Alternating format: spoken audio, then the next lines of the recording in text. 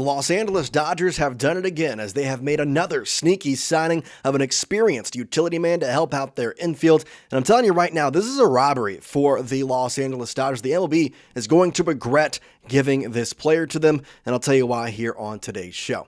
Welcome to Dodgers Digest, everybody. I'm Jace Andrews. I appreciate you tuning in to today's show and hope you're having a wonderful day. Let's get right into it. The breaking news of the afternoon. The Dodgers have claimed infielder Ryan Fitzgerald from the Minnesota Twins. Fitzgerald is 31, who spent 24 games, with the majors last season in the Minnesota Twins.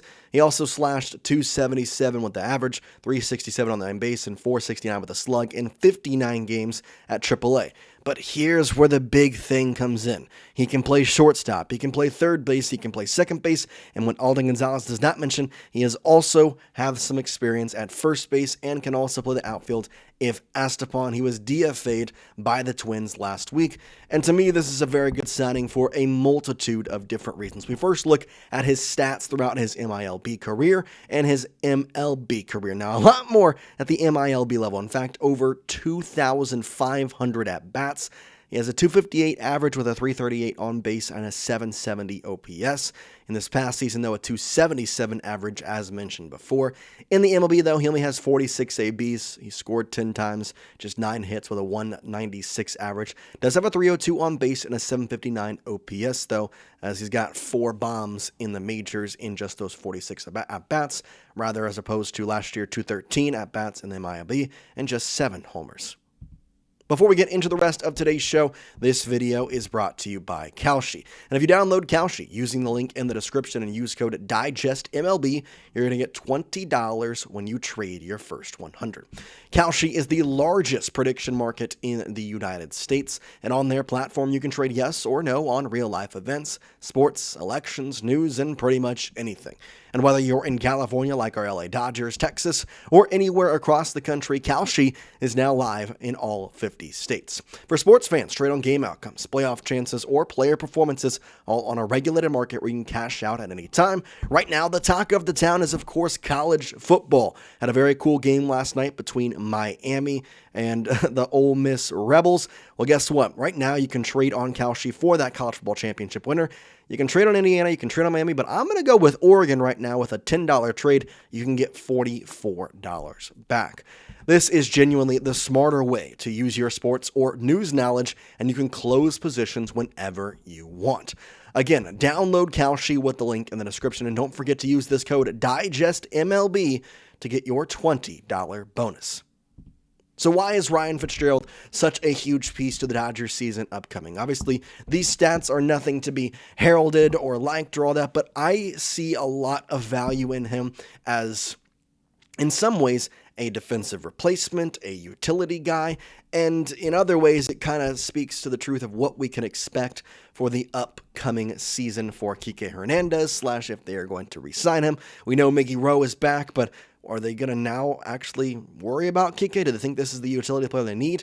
It all obviously depends on free agency and so much behind it. If you look at his baseball savant, Ryan Fitzgerald, nothing crazy. His fielding is just okay. His base running is at the top tier. His walk percentage, his K percentage is good. He puts up a good A at B, but sometimes it just doesn't always work for him. A lot of ground balls, not great exit velo, and some things that he could definitely improve upon. However, there is kind of a funny story behind all this. We talked about how Ruiz was traded recently. Well, I'm kind of going to give you an interesting perspective on this signing. Darren McDonald of MLB Trade Rumors saying, quote, Minnesota designated him for assignment a week ago when they acquired Eric Wagaman from the Marlins. The Dodgers had an open 40-man spot due to trading outfielder Ruiz to the Marlins last month, which prompted the Fish to designate Wagaman for assignment. You kind of get where I'm going here? They designated somebody for assignment on the Marlins of the trade. So it kind of works out as a 3-team trade, which is what Darren McDonald says here. Though the teams surely didn't plan it this way, it works out to essentially be an accidental 3-team trade over the span of a couple weeks. The Dodgers flipped Ruiz to the Marlins in late December for minor leaguer pitcher Adrian Moreno. Miami bumped Wagman off the roster and then traded him to Minnesota for a minor league pitcher Cade Bragg. That led to Fitzgerald getting bumped off the roster and landing with Los Angeles. Kind of a funny story when it's all said and done, I think. So, besides those 3-team trades, Why exactly was this move made? Is Kike Hernandez out? What is going on here? Well, I think the first thing we have to look at is the infield and their depth chart. We can feel pretty comfortable with the guys at first, short, and third with Freddie, Mookie, and Muncy. We all feel good about that. But second base, and I'm not sure we're going to be 100% comfortable. I think we all like Tommy Edman. I think we're all in a good space with that and him being the everyday second baseman. But there's also an interesting thing around Tommy Edman and kind of the recovery process. If you remember, Tommy, who was a Gold Glover prior year in 2021, had an injury that had been nagging him throughout the season and ended up having to get surgery on this. Well, of course, we had kind of an interesting development on this. Matt Borelli of Dodgers Blue saying Gomes, the Dodgers GM, said utility man Tommy Edman's recent ankle surgery was a debridement or procedure to address the injury that nagged him during the second half of the last season. Edman's recovery will likely leave him limited at the start of spring training, but the team does not expect it to affect a meaningful part of the season, Gomes at, end quote. This is true, and while I do understand that they're not expecting him to be missing a meaningful part of the season, if he's limited in spring training and new reports have come out that it might be where he won't play in spring training, he might not be ready for the start of the season on opening day, which of course leads back to Ryan Fitzgerald. And I understand these stats aren't something you like, but it's a guy who can play at a utility level. And you have Miggy Rowe, you can play him at second base, and you have some designation with Hai-Song Kim as well. And now you have the option here with Ryan Fitzgerald. I think it's a very good signing. And again, the Dodgers are working some back-ended moves that could work out to be some top-tier moves later on in the season. There also is the point that injuries have become a very, hard part of the Dodgers' way and the way they kind of used him. But good news is, in terms of what we know for Fitzgerald, Matthew Moreno again saying, quote, he has experience playing first base, second base, third base, shortstop, and all three outfield positions. However, the bulk of Fitzgerald's time in the minors has come as a shortstop. Pretty easy to switch him over to second base right there in the absence of Tommy Edman. I think when you look at this signing from an outside perspective, it's okay, cool, why'd they do it?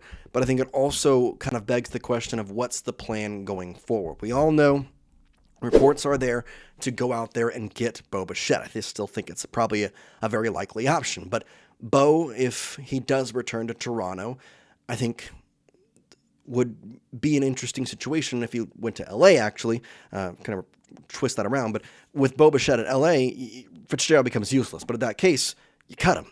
You need to add somebody to the 40-man roster. If you trade minor leaguers for Bo, or if you sign Bo, you don't need to trade anybody, but you're going to have to cut somebody from the 40-man roster. You cut Fitzgerald. But this is kind of a quote-unquote preliminary plan to fix the infield and maybe go more after Kyle Tucker in some aspects. But the one thing I will say, I do like Ryan Fitzgerald. He is a very good utility man. I think that there was a lot of things they could do with him, but I would be curious to see if they did end up signing Bo Bichette and they got him on a good roster and on a good team and the way they liked him, would that then kind of change their mind and make them release him or release Michael Cerini, other guys they've signed on this offseason. One final thing here, just going back again, Ryan Fitzgerald from the Twins. I think that the value he holds is the utility role. And for Kike Hernandez, that was his value. And I understand Kike is a more high-level utility guy, but this also, in my mind, could affect that. So I'm intrigued to see how that all pans out. That's all we got for you today on Dodgers Digest. We do appreciate you watching. Have a great rest of your day, and we'll see you next time here on the show. Peace out, guys.